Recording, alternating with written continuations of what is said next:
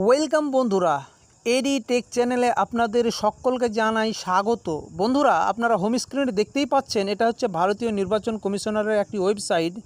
আজকে আমরা এই ভিডিওতে জানব যারা ডিলেটেড ভোটার ডিলেট হয়েছেন এবং পরবর্তীতে আপনারা ট্রাইব্যুনালে অ্যাপিল করেছেন, আবেদন করেছেন, সে সমস্ত ভোটারদের নাম ভোটার লিস্টে উঠলো কি না আমরা কিভাবে চেক করব।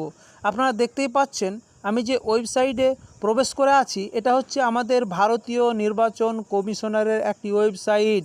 এই ওয়েবসাইটে প্রবেশ করে আমরা আমাদের ডিলেটেড যে ভোটার কার্ড অ্যাপিল করেছি ট্রাইব্যুনালে, সেটি ভোটার লিস্টে নাম উঠলো কি না আমরা এইখান থেকে চেক করতে পারবো। এই ওয়েবসাইটে আসার জন্য আপনাকে প্রথমে ক্রোম ব্রাউজার অথবা গুগলে এসে সার্চ করতে হবে সিটিজেন সার্ভিস পোর্টাল অথবা ইসিআই।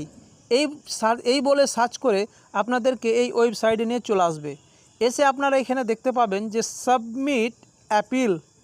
এই সাবমিট অ্যাপিল এইখানে আপনাদেরকে ক্লিক করতে হবে। ক্লিক করার পর আপনাদেরকে একটি নেক্সট পেজে নিয়ে আসবে।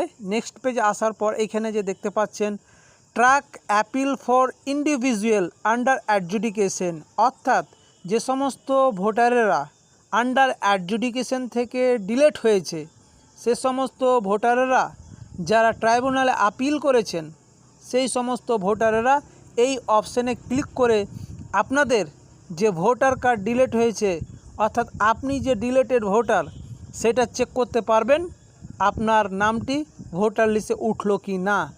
এখানে দেখতে পাচ্ছেন স্টেট ওয়েস্ট বেঙ্গল সিলেক্ট করাই আছে, এখানে আমাদের করতে হবে না।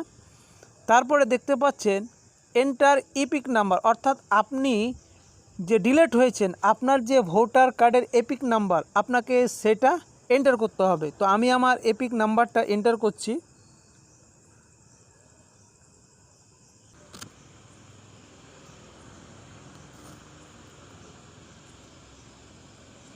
এন্টার করার পর আমি এখানে সার্চ করব।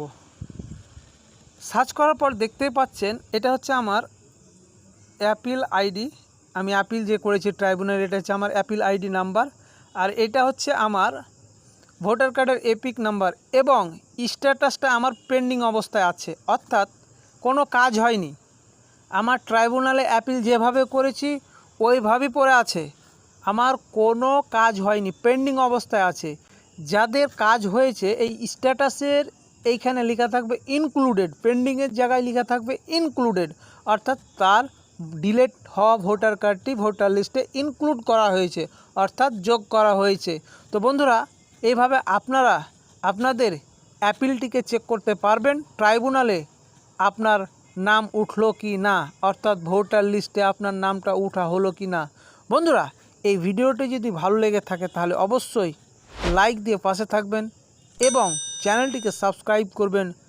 আরও সরকারি অন্যান্য তথ্য স্কিম প্রকল্প জানতে আমাদের চ্যানেলটিকে অতি দ্রুত সাবস্ক্রাইব করে সঙ্গে থাকবেন।